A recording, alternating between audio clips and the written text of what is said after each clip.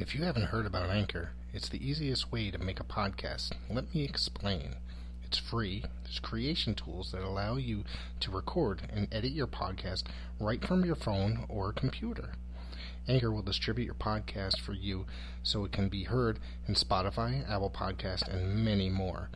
You can make money from your podcast with no minimum listenership. It's everything you need to make a podcast in one place. Voting isn't just going to the polls on Election Day anymore. Options like early voting, mail-in voting, and ballot drop boxes are available to more voters and are growing in popularity. How to Vote, a tool created by Democracy Works, breaks down the options your state offers for casting a ballot, empowering you to decide when and where to vote. Democracy works best when we all vote, but misinformation and confusion about election procedures have resulted in a low voter turnout. How to Vote, a tool created by Democracy Works, takes the guesswork out of the voting process.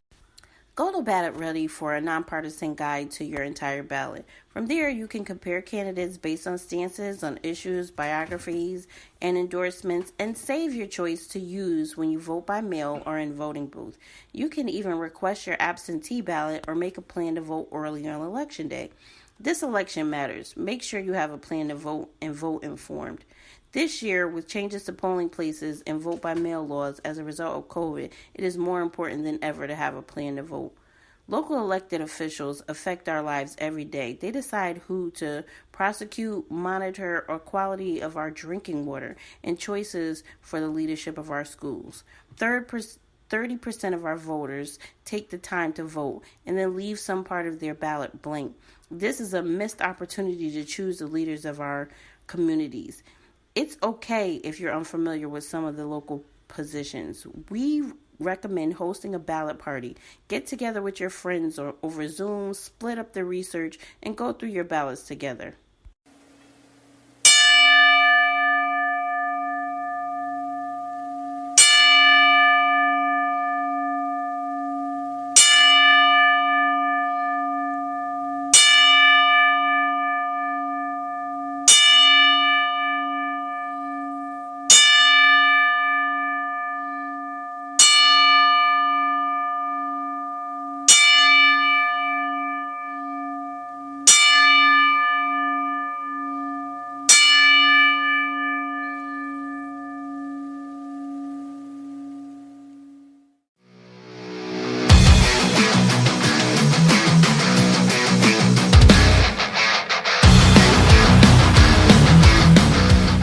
All right, everybody, and welcome to the latest edition of the Pro Zone. This is Rick. Joining me is Dan the Beast, and we got Wrestling Rampage here as some guests. What's going on, gentlemen? Not much. Good. Doing good. Good. Yeah. So, take it away, Dan.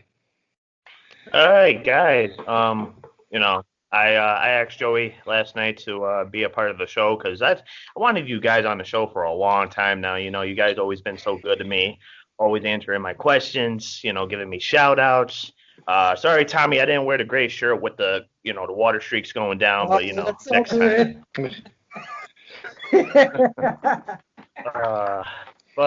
Yeah, guys, I just want to say thank you for coming on to the show. So, big topic of discussion here on the latest show. I know, Rick, you and DVD Freak were talking about, like the matches that are possibly coming up for like WrestleMania. Obviously, There's been talks about like Edge taking on Orton for the WWE title, which, first of all, I really don't think those guys need a WWE title match. I mean, I think Edge is... I think I agree with you. I don't think that needs to be a WWE title match. I think that, I don't think that Orton, rather, needs to be having the title on him again for, was it the 14th time? And Edge, I believe, just does not need to be involved in the title picture whatsoever. Right. And something else I wanted to bring up, guys were talking about, obviously like the Royal Rumble, which leads to a title opportunity. Obviously there's been talks about Dwayne and Roman, and then obviously Randy and Orton and Edge, as I just said later before. But something that came to mind that happened last year, or this past year, I should say, for the Women's Royal Rumble. Obviously, we've seen Charlotte win the Royal Rumble match, and she didn't go for a main roster title, but she ended up going for the NXT Women's Championship.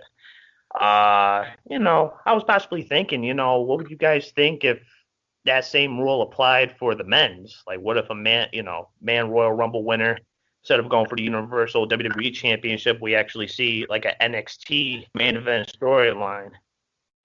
My question is, are they going to involve NXT in any storylines? Because so far, according to like what the build-up for Survivor Series, NXT is not involved, and the rumor is that Vince is, not really interested in working with NXT right now.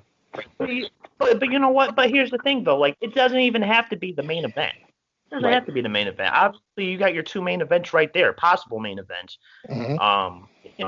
I mean, obviously, Charlotte and Rhea Ripley weren't the main event, but if you guys, gave like an opportunity to somebody like, I don't know, maybe like Kevin Owens or Daniel Bryan, since this is his last full-time run, have Daniel Bryan go down to NXT, work with some of the young guys, put some of the young guys over. What do you guys think? I agree with that, but like I said, I don't know why Vince don't want to associate with NXT much. I don't know. I think he's just worried, like, oh, let me just worry about my show Raw and SmackDown. I'll be NXT's just the C show. I'll just let that go. That's what I think Vince is saying. Agreed. Yes, agreed. I think that's definitely what his thing is. But if you guys listen to Busted Open this morning, they were saying that, people are basically, you can tell that people are just in the Thunderdome. They just look bored. You know what I mean? Yeah. And but oh my it's like it's a whole different world once you watch NXT. Everything's faster paced, and and Bully Ray made a good point. Why can't Vince just make that kind of product that he puts out on Wednesdays on a Monday to keep people interested in Monday Night Raw? The ratings are declining drastically each and every week. It's the lowest every single week. It keeps getting lower and lower.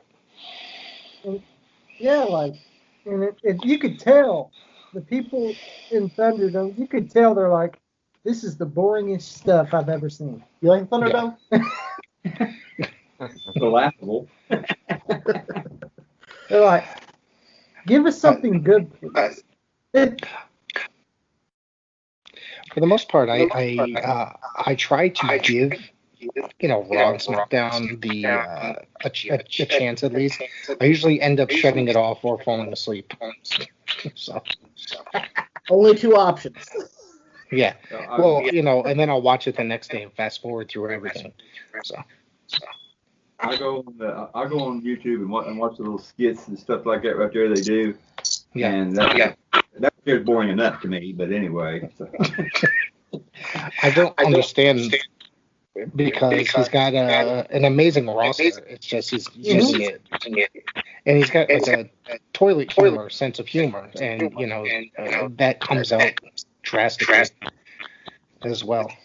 This is probably like the best rosters he's had for a long time. Right.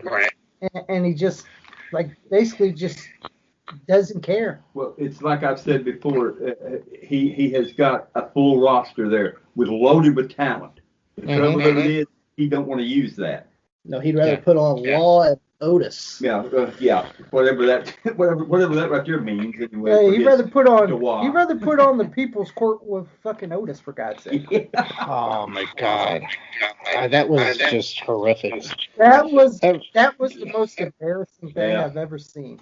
Yeah, absolutely. Yeah.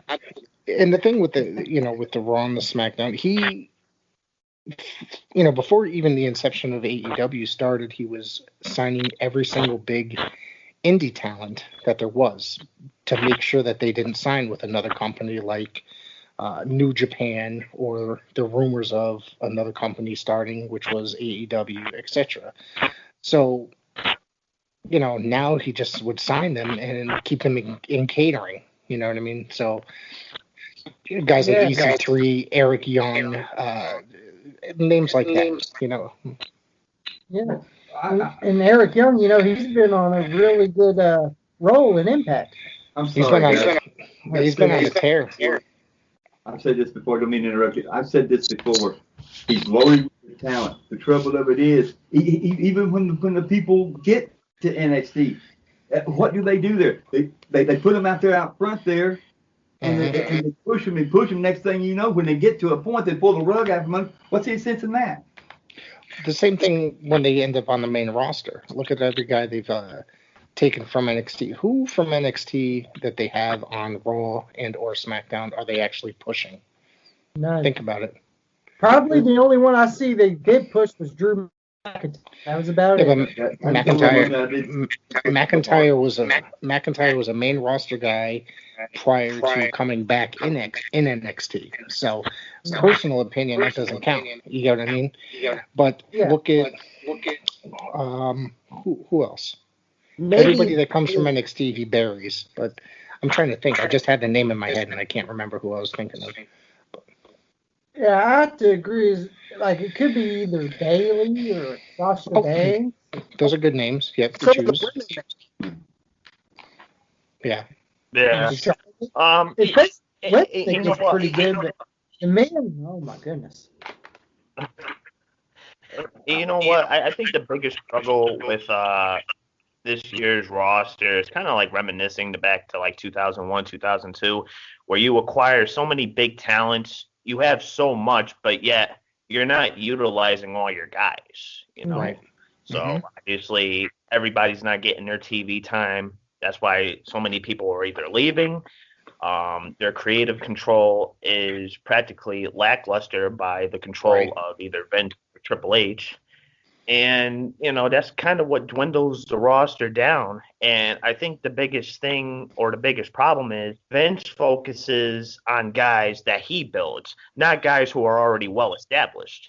Yeah. So, I mean, the best way I would see it, NXT right now, you have a third brand. You're practically showcasing it on a live televised broadcast. So why not take some of these guys that you're not using and put them on NXT instead of bringing all these guys from like UK or like even just bringing guys from the main roster back down to where they started without utilizing them as development.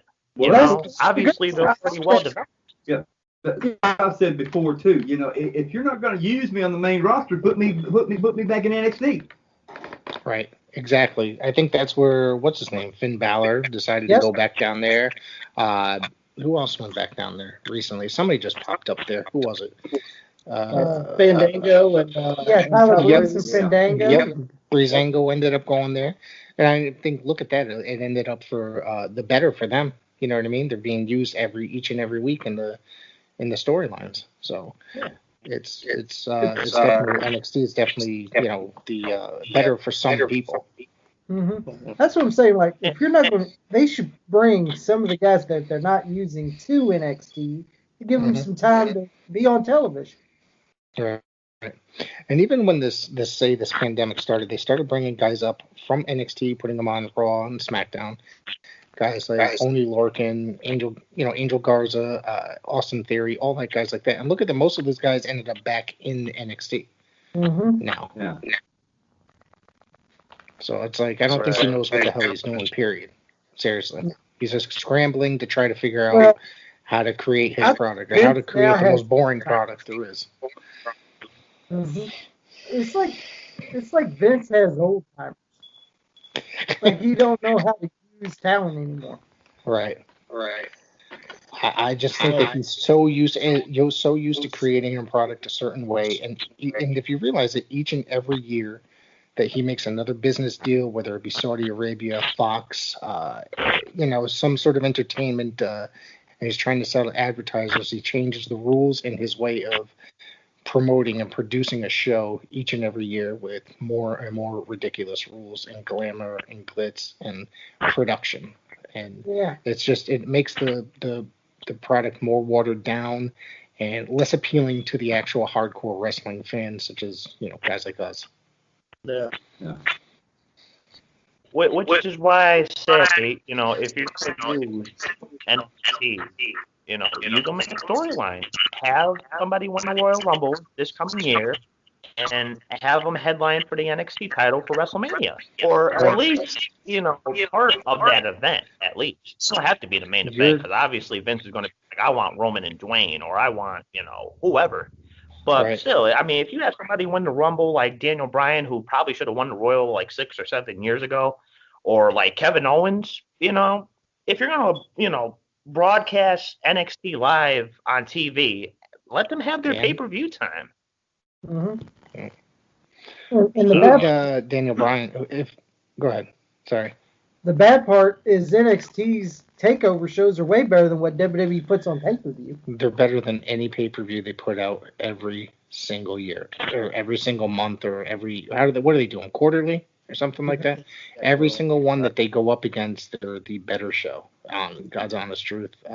They always have been. The best guys. Like, there's certain guys in NXT right now that I think, and I heard about it on the radio today as well, that Damian Priest has the look of somebody that Vince likes. That he might actually survive if he goes to the main roster and end up being pushed towards a huge title run, because he's big and he's talented, and he can move around. Talk to. Yep. But honestly, for the way I see it, I mean, going into next year, I think Daniel Bryan should go down there, since this is going to be like his last full-time contract. And the fact that he's already part of the SmackDown creative team. He's already doing stuff backstage. So he's going to take an office position, most likely. Right. Like. So, sad enough, he's already corporate, so that's a bad sign right there. But other than that, I mean, I'd rather see Daniel Bryan go down to NXT, work with some of the younger talent, bring some of those younger talent over to the main roster, and then, whether he likes the guy or not, he could just put in a good word to Vince, like, hey, I want this guy on SmackDown. I could do something with him. Right. So it'll all work out in the end. So DVD Freak and I, was it 2 nights ago, were discussing who we thought would be a good opponent for Daniel Bryan in his last match, which would probably most likely be at a WrestleMania, so he could take the L. We listed off a bunch of guys that we thought would be possible for him to elevate, or if he, was going to have a one-off with a returning friend. Who would you guys like to see in that final match? That's a tough one. It is. It really is. We spent the whole hour talking about this the other night. I'm going to have to go because he's floundering on SmackDown. He is. Yeah. That's Shinsuke Nakamura. That's actually, if they give them like a full, let them go for about 20 minutes, and let Nakamura wrestle the style that he wrestled prior into coming into WWE, like when he was in New Japan.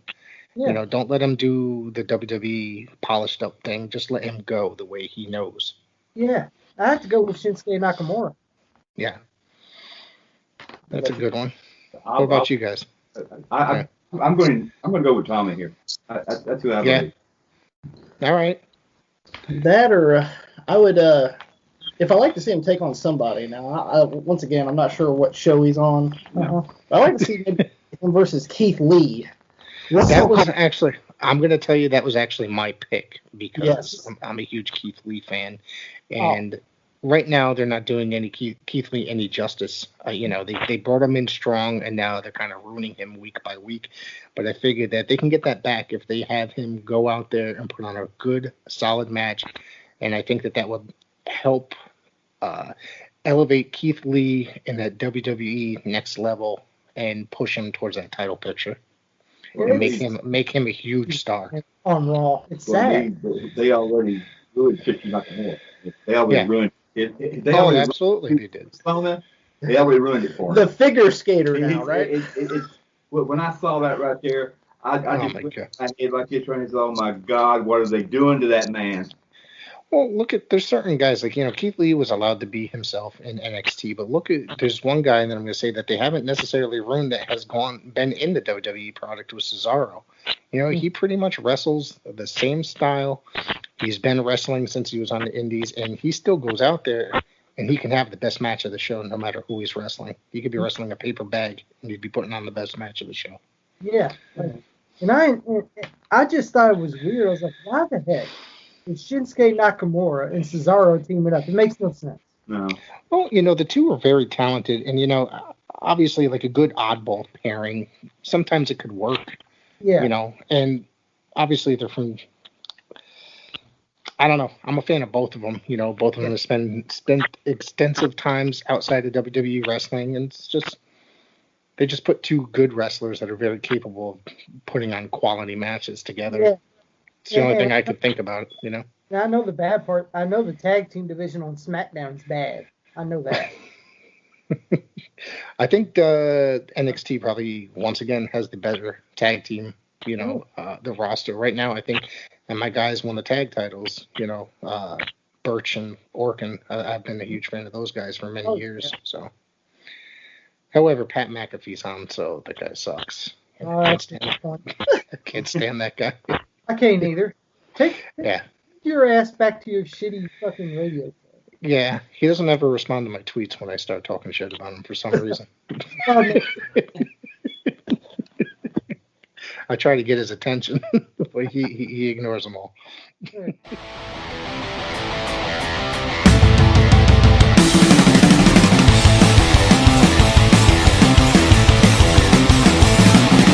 Hindsight 2020, it's crystal clear.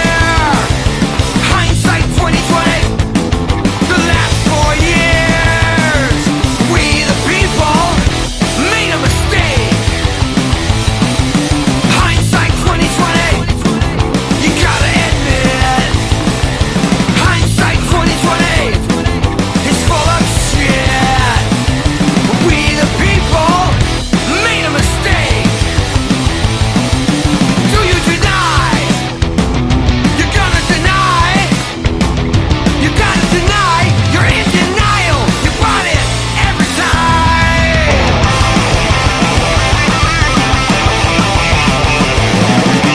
Hashtag MAGA MAGA. What a fucking joke. But hashtag MAGA for real. With your 2020 vote. For we the people, it's not too late. Burn to God, burn so it's all of the dough.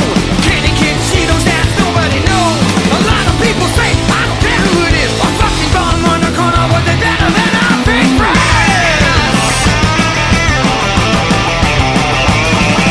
We, the people, made a mistake. Do you deny? You're gonna deny. You gotta deny. You're in denial. You bought it every time. Hindsight 2020. Hindsight 2020. Talking about like opponents for like Daniel Bryan, farewell match. You actually stole my answer there with Cesaro. Just because I just feel like he's been so underutilized practically his whole career. In Obviously, WWE, yeah. I mean, he's practically been a tag team specialist. I mean, Yeah. I definitely want to see him as a single superstar. Mhm.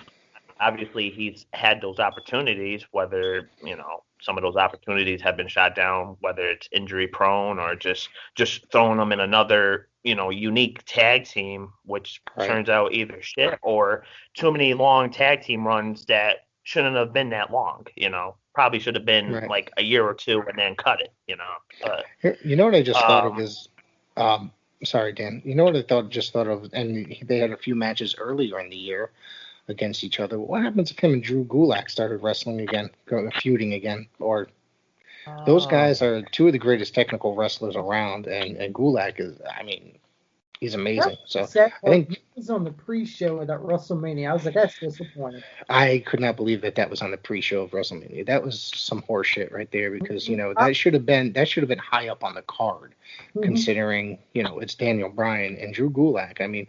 Yeah. He might not have that main event appeal to the audience, to the public, but that guy can go and put on. I'd like to see a good run of him, say in New Japan or something like that, because I think that guy would tear it up down there. Oh yeah.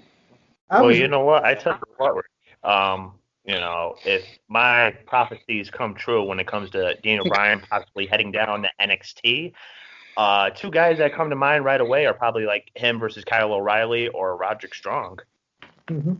They've wrestled before, him and Roderick Strong, I believe, on Ring of Honor.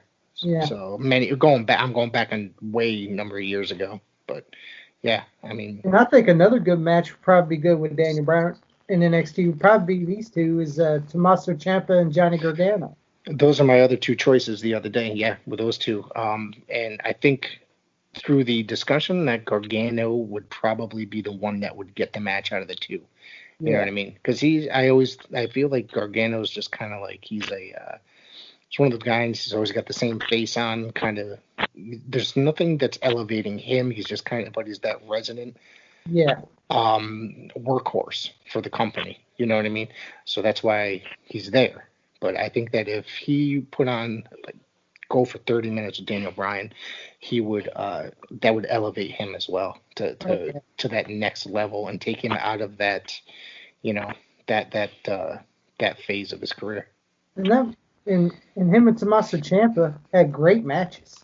Oh my God, yeah, man. That series was amazing that they had. Yeah. To me, it catapulted Johnny Gargano up to like a superstar status, in my opinion. Yeah. Okay. Yeah. I'm just kind of in the middle with him because I just think that he doesn't. You just can't get past that. Yeah. That level. So, you know what I mean? Like, but he puts on American title kick. Yeah, exactly. But he puts on great matches. You know what I mean? With just about anybody that he goes in there against. Right. So talking about possibilities now, let's shift over to the next topic of discussion here. Talking about your favorite women's wrestler and probably what I would consider probably maybe the best modern day women's wrestler right now is Thunder Rosa. Where do you guys think she's going? Obviously, there's been speculation about possibly her joining WWE. The only reason I would think, she could have at least stayed with AEW is because, obviously they allowed her to bring the NWA title onto television. Right. So, I mean, I'm not sure. I mean, I'd like to see her down in WWE, but obviously there's always those times where it's like you see somebody big going down and they either go through the development of character change, name change, and nobody likes to see that. I mean, look at guys like Matt Riddle. Now he's just known as Riddle. Like, what the fuck is it? Batman? The Riddler. Oh, yeah. So, when it comes to Thunder Rosa, the rumor is that she's just Billy Corgan has come out and debunked the rumors that she's leaving in the NWA, but that she's just trolling the fans, trolling the dirt sheets, and that it was he's come out and said she's under contract to 2021 and that she's not leaving, but he allows his wrestlers to work other territories. Like, remember, he had the Ring of Honor agreement right up until the pandemic started. They were starting that thing where Marty Scurll was head booker for Ring of Honor until the pandemic, and then all that crazy shit came out about him. Now he's not involved with Ring of Honor at all. And what's the other thing? So he allows his wrestlers to work elsewhere, independent dates, because they would only do TV tapings once every 3 months and then a pay-per-view until they started running shows. And then they would run one random spot show. So my guess is that working with AEW and Primetime Live, the UWN Championship Wrestling from Hollywood and stuff like that, it allowed his wrestlers to go find work and get paid as well and be able to make a living outside of working for the NWA for other promotions and selling merchandise at shows, etc. My guess is when the NWA starts doing Power again, that she's definitely going to return. When they start doing their own TV, she's definitely coming back to Primetime Live, from what I hear. If she was going to go anywhere, I wouldn't mind seeing her go to NXT, to be honest. As long as they let her keep her character and have somewhat creative control in her character rather than ruin the character at all, because the character is what makes her right now. If not, then I think that, because NXT has the best women's roster today. AEW's women's roster could maybe she would help boost that up. But I think, honestly, NXT would be the better choice. But it all comes down to money and who's going to throw the most money at her. Yeah, I mean, I've said it before. I'd love to see her in Impact. I think Impact's doing really good right now, especially when it comes to all their divisions. Obviously, there's some, there's been some head scratches with some of their champion decisions. I'm not going to get into that. They've always gone that way, though. Yeah. Right. But I tell you right now, if I can already call it, but like if Thunder Rosa were to go down to NXT, she'd probably be partnered up with that what's that Mexican group? The Phantasmo group, I think it's called. Right. You know what I'm talking about? Mm-hmm. Probably be some type of like ballet, just have some type of like Latin faction going on. I'd like to see that before she actually starts to, catapult as a single superstar in WWE. So the Latino World Order. Never mind. No. You don't remember that in WCW? Yeah. My favorite was El Bandy. Yeah, there you go. He's actually not that bad. I didn't realize how old that guy was until recently, and I saw somebody did a shout out birthday for him, and he's up there. I thought he was quite young, but anyways. Another woman that has not popped up again since that is former Impact World Champion is Tessa Blanchard. That's another one I'd like to see pop up in either AEW or NXT. Those are my two favorite women's wrestlers today, Thunder Rosa and Tessa Blanchard. And Tessa Blanchard has pretty much disappeared. I mean, she did that one autograph signing for High Spots and then hasn't been anywhere else. No bookings, no. I heard that she was speaking with NXT a while back, but I don't know how true that was. So I'd like to see her pop up in either AEW or NXT. Yeah. Right. If Tessa or Thunder Rosa, if either one of them signed to AEW, they will be the biggest stars that Absolutely AEW has signed for a women's because that all British wrestling has to offer. Yeah, well, all AEW's women's division is suffering dramatically, but it's being booked by Kenny Omega, who is just basically that's the problem definitely, because the only people he's bringing over is like the women from Japan. He's not really searching for the best women out there. NXT has the best women's roster there is out there today. And they actually had a good talent in Serena Deeb, and they made her a jobber. Yeah, well, she just won Tuesday night. She won the NWA Women's title, and she defended it last night. I didn't get to see that match. I didn't finish the show just yet, so I don't know what the outcome was. I was like, give me a break. You just took probably the best worker in the AEW Women's division, and you made her a jobber. Well, you see, come on, Big Swole sucks. Let's don't kid ourselves. I know the problem with all French wrestling. So it is. They got their friends in there, and their friends were making decisions. That's exactly how it is. Tony Khan, I'm not going to say I don't want to say nothing bad about him. He took his money, he started a wrestling organization, and he hired a bunch of wrestlers, people that weren't necessarily big in the indies and in Japan, and he signed them all as executives, and then they hired all their friends. Yep. The thing about AEW, while it's still relatively fresh at only a year and some change old, it's good. It's mostly enjoyable to watch most of the time, but there is a lot of holes that need to be filled and a lot of kinks, such as the women's division there, the stupid comedy shit like Michael Nakazawa, with the baby oil and all that garbage, the stupid ball dancing. Oh, don't forget that great ball dancing with MJF The and Chris ball Jericho. dancing. Yeah, and the only thing that and I think that at this point, Jericho is at the point where in his career he doesn't give a shit what he's doing. Know why? Because he's also one of the executives there, so he's getting paid regardless. Mm-hmm. You know what I mean? And he's at the point like he's already been wrestling for 30 years. He's going to retire in a few years. He doesn't give a shit. He's still going to get paid because he's got an office position with them. So that's the reason why I feel like he just doesn't care. He's also pitching ideas as well. So it's just I don't know. Oh, And there's some things out there that I really question what they're doing sometimes. And it just seems like, and no offense to Tony Khan, like I said, he just seems like a money mark. Like he's just putting up money. Here, hire this guy, hire this guy, hire this guy. Sure, no problem. but Here's the checkbook.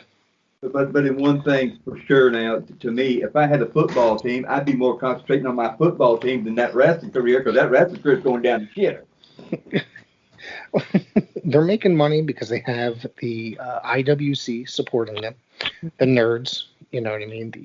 And it's been like that even before the company even launched. That's You know, the thing. like if you about a year prior, they started printing up T-shirts and everyone was just buying the shirts, and they hadn't even booked anything yet. No. You know? Everyone wanted their Jacksonville Jaguars shirts. Yeah. Well, what are they going to be? 0-14 again? Oh no, 0-17 again. He needs to. Yeah. I don't know nothing about football, but they, you know, I know that, and it don't they own a soccer team as well? Yes, they do. Yes, they do. Yeah, that's what I heard. So that guy's got a lot of money. Either way, regardless, I don't think he cares if they lose. He's still getting paid. You're pushing Orange Cassidy. He's no top guy. I'm sorry. He's a job. See, oh my God, I can't believe I'm going to say this. Dan's going to laugh at me. I hated Orange Cassidy forever. Okay, it was, and hold up. And then I found out who he was. Okay, he apparently used to be Fire Ant in Jakara as part of the Colony, which was a team of masked wrestlers. And I always liked him and thought he was a pretty good worker. And then I found out that was Orange Cassidy later, and I was like, Jesus Christ, he just went from that to that. So, anyways, I hate the Orange Cassidy gimmick, but I've come around on it on certain things, not everything, because I think it's the most ridiculous thing on earth. Because I'm a guy that likes to watch traditional professional wrestling. I don't like necessarily hardcore stuff or comedy stuff, but I've come around on certain things with Orange Cassidy. You know, really? Chris Jericho swimming in freaking orange juice? Yes, that is, oh God. Like I said, he's at the point of his career, he doesn't give a shit what he does. Mm-hmm. And that's why. Just about when am I getting my next bubble? Well, here's the thing of it. Even though, I'm just saying from my opinion, if I was a wrestler and I knew I didn't have, the time that my younger days are behind me now, I would like to have a little respect when I do push on to retire. Yeah.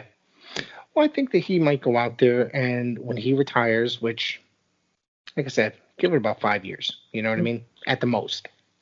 He's going to go out there and he's going to put on a decent match with somebody. Who that will be, I have no clue. He might go back to WWE for one match. Who knows? At that point in his career, you never know.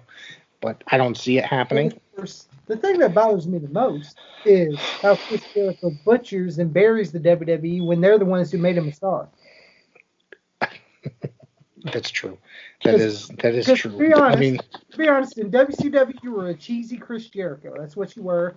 He had some good. Right. He had some good matches. He just wasn't allowed to do what he really wanted to do. And they did not want to help elevate him at all. They wanted to keep him down in opening card status. And obviously, when he came into WWE, he was a headliner right away, right from the jump. So. He was the first undisputed champion. Yep. He beat The Rock and Steve Austin in the same night. He kept saying it. Also, true. Well, let's also see that they didn't let Chris Jericho do what he wanted in WCW. He goes to Vince, and he's allowed to have a little bit of creative freedom, but also some restrictions.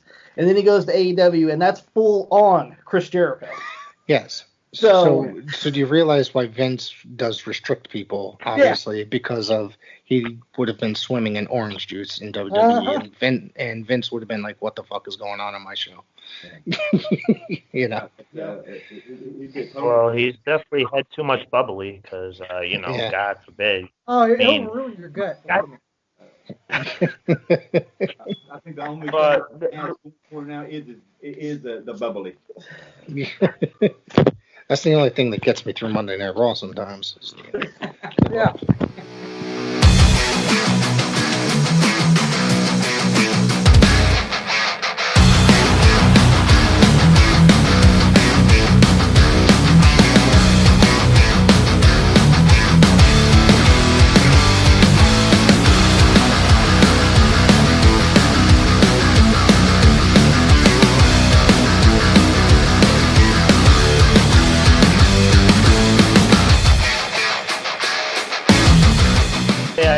So, going back to like AEW's topic, obviously it's only been around for over a year now. Now they're really starting to launch some certain things now that they got DVDs out. Which Oh, you know who makes that's those, Dan? Who makes them? DigiView Entertainment. Who is it? It is. No. I'm sorry. Hey, Grandmasters of Wrestling and Rodman Down Under. You've got to be kidding me. It's no that way. company? That's the same company? That's what I would. Oh my God, that's ridiculous. If the DVDs, If they were, I don't know if they were or not, but that's what I would use. Hey, Tony Khan wants to save money. He can call DigiView, and if he needs some money saving. Well, good Lord, he needs to save money, but by getting rid of some of that people. Well, you know what? I tell you what. After the DVDs that you guys reviewed, a couple days ago, I don't know now. I might pass up my off time there. I just watched that yesterday. It's pretty comical. I own those DVDs. I bought them at the dollar store back in there you go. 10, 15 years ago. So I don't have them any longer, but I ended up watching them. Anytime I see wrestling DVDs in the dollar store, I always pick it up, and I had to pick those up. And now those DVDs have become legendary. And Brian Last talks about them on Jim Cornette's podcast all the time, or maybe it's when he's on John Arezzi's podcast all the time. And it's pretty. He always got some very pleasurable, nice things to talk about the Mighty Maccabee. Oh my God. Yeah, so now, obviously AEW's in the process, so they've already put out some merchandise. Now they got DVDs coming out.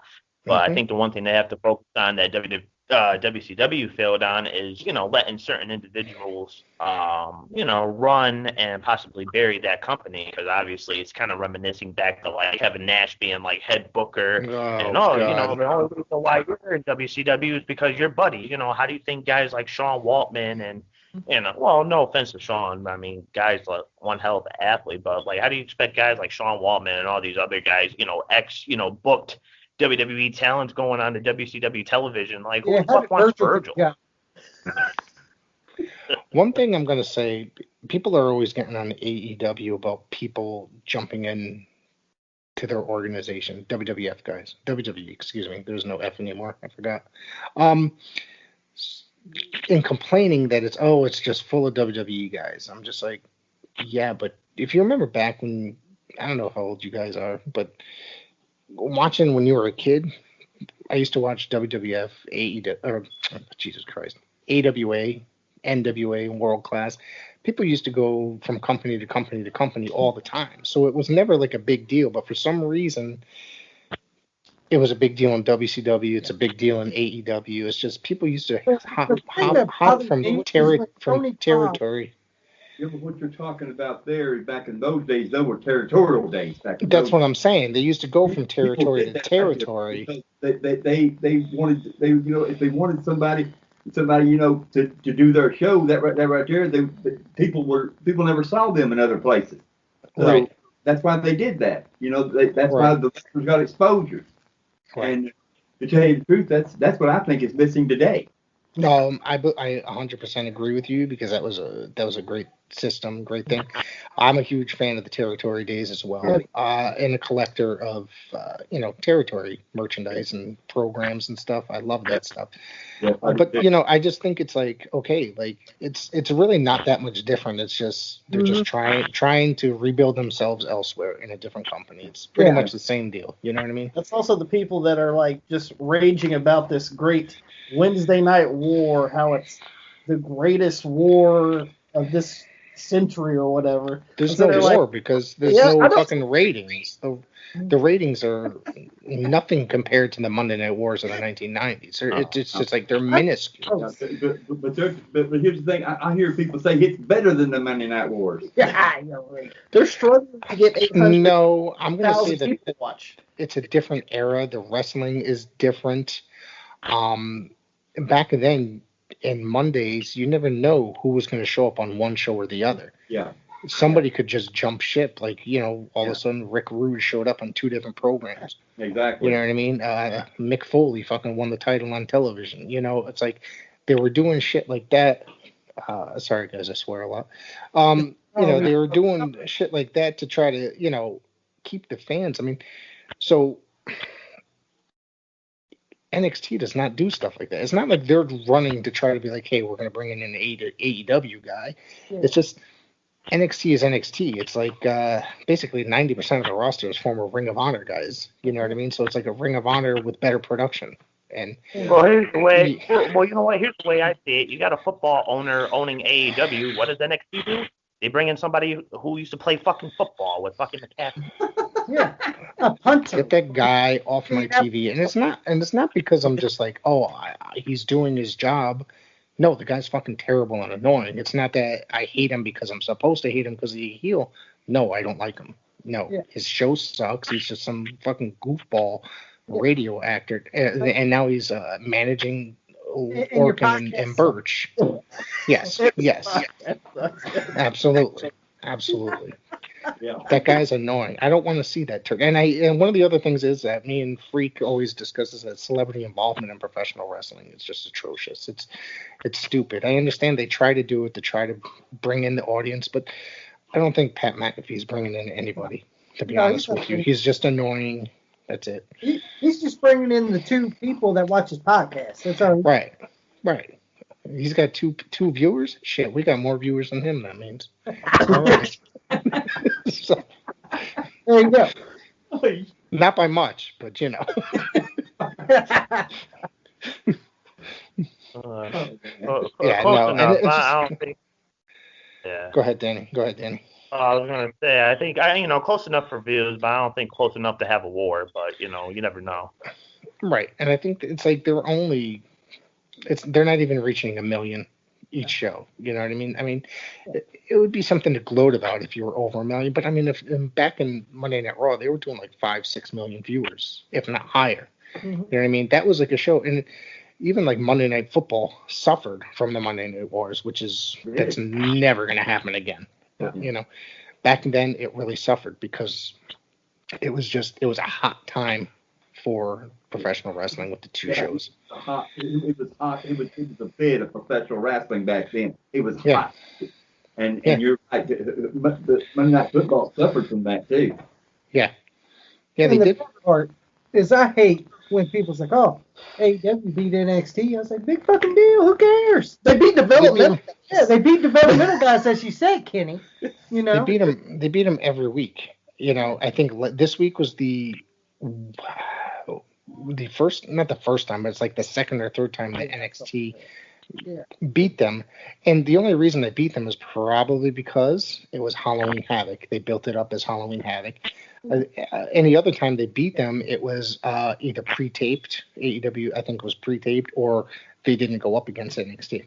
So something that bothers me. We lost. But we won in demographics. What's that? I'm so tired of hearing about ratings. I don't actually care about ratings, so I never really bring them up. It's just, as long as I'm sitting there, I'm entertained. I'm going to watch both shows. I got my laptop watching one show, and I got my television while I'm watching the other. Uh-huh. Or I just watch them back to back. You know what I mean? That stuff just makes me so pissed off. They got the demo, pal. The demo. Yeah. Oh, Jericho. Yeah, we won demographically. Who fucking cares? Big fucking deal. Big fucking deal. You were swimming in a pool of orange juice 2 weeks ago. So. Yeah. Big fucking deal. That did nothing for your career. Like, I'm not going to say he's ruining his career. I'm just saying that he's at the point where he can do whatever he wants. AEW, yes, it's a breath of fresh air, but like I said, there's a lot of holes that need to be filled in, a lot of kinks that need to be worked out. There's some characters I don't necessarily care for. They signed all the top indie talent. Some of them. They had the best tag team, FTR, formerly the Revival, and they didn't do nothing with them. They're still the champions, right? Yeah, they're still the champions. But I mean, they're not. They've wrestled. They've only wrestled really a handful of times. I think they won their second match. They won the titles in their second match or something like that, second or third. Yeah, but The bad part, they're already doing the same dumb shit that the rest of them are doing. Yeah. My thing is that they're underutilized in WWE, FTR, the Revival, whatever. They're a great tag team, my favorite modern tag team, because they reminded me of old school, and you know, and like Arn they're Anderson still. and Tully Anderson. Yeah. Oh God, that's my favorite tag team of all time. Arn and Tully are my favorite tag team of all time. So to see those two on TV now is just amazing at that age. You know what I mean? Seeing them as managers and such. Now see, but watching, I just think they need to do more with FTR to really elevate them in AEW. I don't think they're doing a terrible job. I just think that, you know, wrestling guys like Lucha fucking, what's that tag team? The Lucha whatever? Jurassic Express. Excuse me. Sorry. Yeah. It's like, you know, like I don't mind Jurassic Express, but they're not really, they just do it all gimmicky, and then comedy starts to get involved, and that's where it's like. Come on, let's don't kid ourselves. The AEW tag team division is not that stuff. Right. I'm getting tired of people saying that we shit on them. We do not. I think wrestling, all federations now are shitty as hell right now. And it's so bad to me that I hardly watch it. Like I said, I go on YouTube, I do little snippets of it. All right. The time I'm watching old time wrestling. I got DVDs of it and I watch it. It brings me back to this is what wrestling's supposed to be anymore. Well, I agree with that part, but I think that wrestling today, I don't think is necessarily terrible.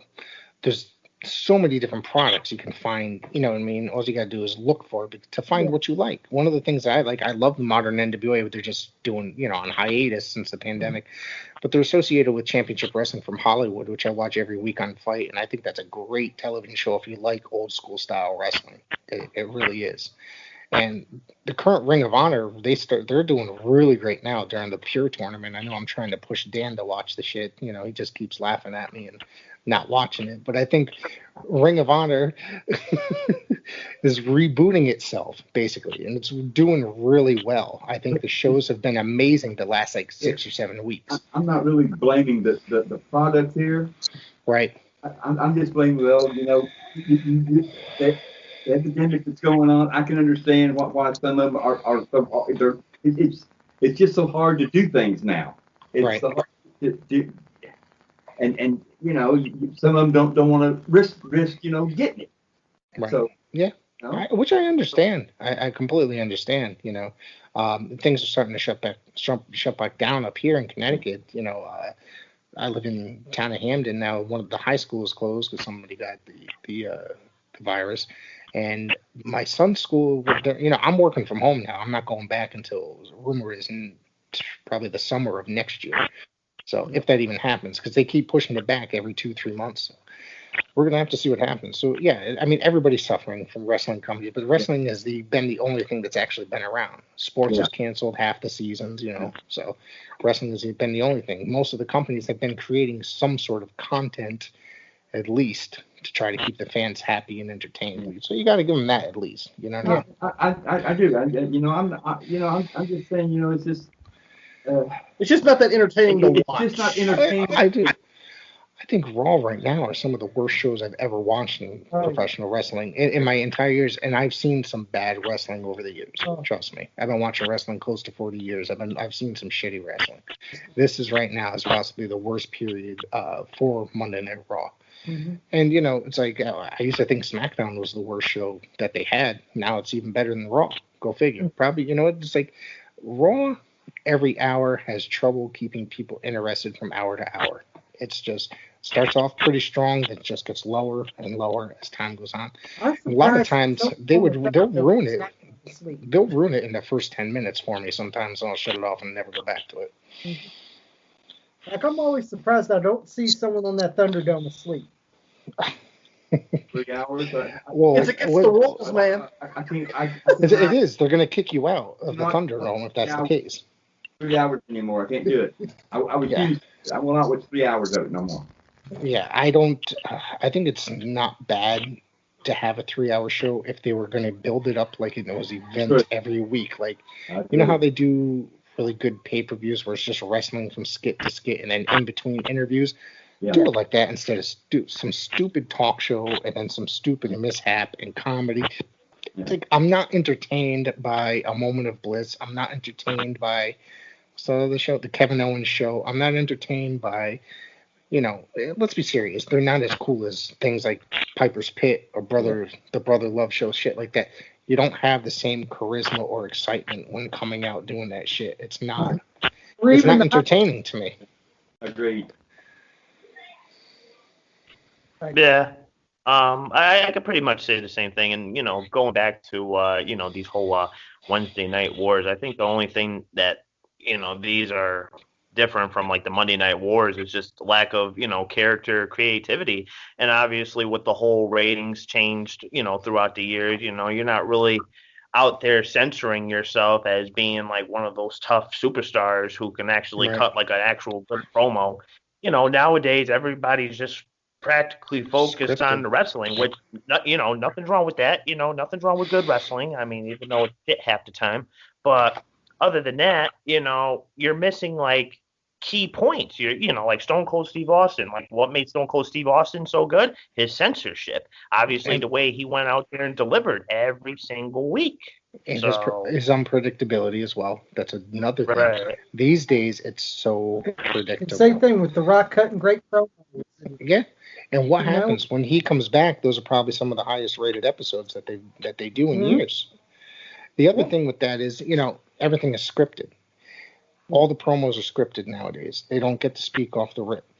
The other thing with that is they work different style matches for television than they do for pay-per-view. So they're only allowed to keep up on a certain pace, working Raw, working SmackDown, as opposed to working a pay-per-view where they get a little bit more open room to do stuff. But it's just not fair, because it's like, what would happen when you would go and say Steamboat and Flair were working the fucking television match and they were just allowed to go for 60 minutes on NWA Pro or World Championship Wrestling? You get what I'm saying here? You got some classic wrestling. It's like they're afraid to put that kind of stuff on television because they think people aren't going to care. Just imagine if The Rock showed up, right? And someone goes, well, here's your promo that we written down for you. Just crumple it up and throw it away. Yeah. I know what the hell I'm saying. Yeah. Right. You can't write for somebody. Right. You don't know what, you can't write. Right. Yeah, you can't. It's like, first off, you listen to the way they're talking. Nobody in this world speaks the way some of those guys do. It's like you sound like a moron. Yeah. Just do this. Just give them some bullet points. I want you to go talk about your match. Talk about this. Talk about that. Talk about this. Your own way. Do it. Yeah, absolutely. No, do it. Well, it's not that hard. Well, see, not only that, but they also watch TV completely wrong backstage. Oh, yeah. It's always just to the side. Oh. Yeah. Nobody watches TV like this. Yeah. I'm sorry. Yeah. All right, Danny, what else you got? Something else that I wanted to bring up too was the past pay-per-view that, went by, Hell in a Cell, which honestly, I mean, it wasn't a bad event. I mean, obviously he had Thanos taking on Roman Reigns. I don't know what the fucking deal was with that fucking Infinity Gauntlet for a fucking glove. I mean, obviously that wasn't supposed to go more than one match, as, Jay or Jimmy, whoever the fuck it is, Roman, faced each other at Clash of Champions. Obviously that progressed. Storyline's not bad. It definitely could be better, WWE wise. But just going throughout the card and everything, I think the best match of the night was probably the Hell in a Cell match between Sasha and Bayley. Obviously they were utilizing the kendo sticks more, just more ways than one than just, hitting them over the head or hitting them over the sternum. It's like, you had fucking Bayley playing Darth Maul, putting two kendo sticks together, like, all right, bitch, like, Yeah. But I mean, I think that's what my point is. Why have so many Hell in a Cell matches? Like, Hell in a Cell matches used to be so spectacle, unexpected. Nowadays you have all these gimmick pay-per-views. Oh, at Hell in a Cell, we're going to have 4 Hell in a Cell matches. That just, We're going to have 3. it's a waste. What's that? I've always said you sometimes you have too much of a good thing.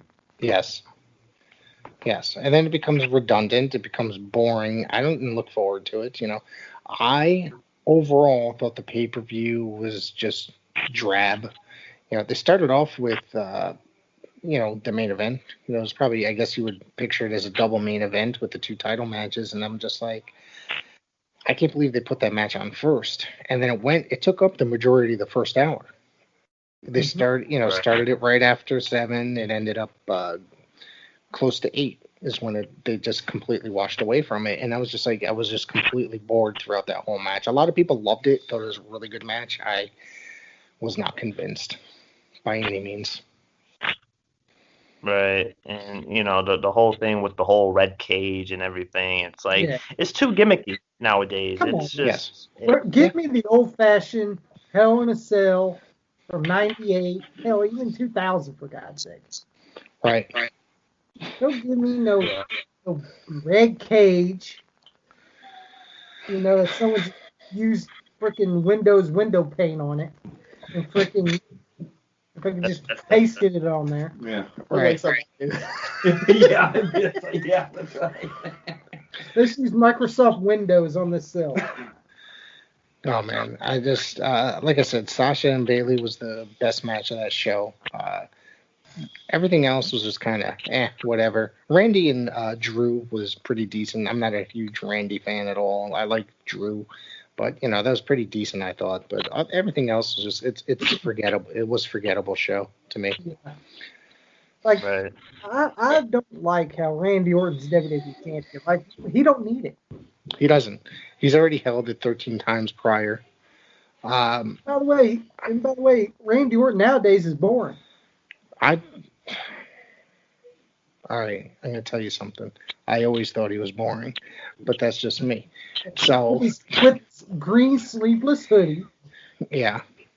I'm just not a fan of his. I've been a fan of his father's since I was a kid, Maybe like the last time I was like a fan of his was maybe like 06. Yeah. That was sad. Oh, his father though. The only thing about his father, he wore a cap through his whole career. So cap on his hand through his career. So Yeah, during the '80s, he wore that for a good five or so years before he finally got it removed. Like the last time I was an Orton fan was 2006. Like he was the killer. Once you went to that Viper bull crap. What was that? And then the Legend Killer I thought was pretty interesting, but it's just his reactions sometimes kind of irritate me, and there's been rumors of him not being a very nice person, so that does not help it at all either. Yeah. So. But there's one thing about it though, when Edge and Orton teamed together to take on DX, they're the only ones that ever could take care of DX. Yeah. Which that right here was that right here is what it was all about. That right here is what they booked it for to be. And well, they succeeded with that right there, which is that right there is what it was supposed to have been done anyway. Right. So your favorite tag team, Tommy, Viscera and Charlie Haas, right? Oh no. So what? Remember when Viscera and Charlie Haas teamed up out of the blue? I don't remember. Yeah. Man, Oh, I don't remember that. Don't miss it. Yeah, I'll blame you for missing it. Jesus, and I'll never forget the time fucking Charlie Haas used to impersonate everybody. Like he came out as Great Khali. I think he came out as Bret Hart one time. It was just like, JB Haas.